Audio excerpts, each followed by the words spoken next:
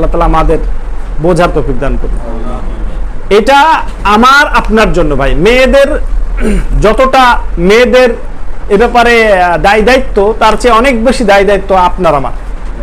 কারণ আল্লাহ রাসূল সাল্লাল্লাহু আলাইহি ওয়াসাল্লাম বলছেন না, লা ইয়াদখুলুল জান্নাতা, তিন ব্যক্তির মধ্যে এক ব্যক্তি আদ-দায়্যুস আল্লাযী ইউকিরু ফি আহলিহিল খাবাসা, যে ব্যক্তি তার পরিবারে অশ্লীল কাজ হয়, বেপরদা কাজ হয়, বেহায়াপনা চলে, অথচ সে চুপ থাকে, সমর্থন করে, সে হলো দায়্যুস।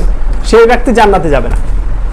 আল্লাহ আমাদের যেন দায়্যুসদের কাতারে অন্তর্ভুক্ত না করেন। আমাদের উচিত হবে, ঈদের দিন অবশ্যই গেছে, সামনে আবার ঈদ আসবে, স্মরণ করায় রাখি, ঈদের দিন শয়তান ছাড়ার কারণে যেন আমার আপনার মা, বোন, মেয়ে, স্ত্রী বেপরদা না হয় কোনোভাবেই।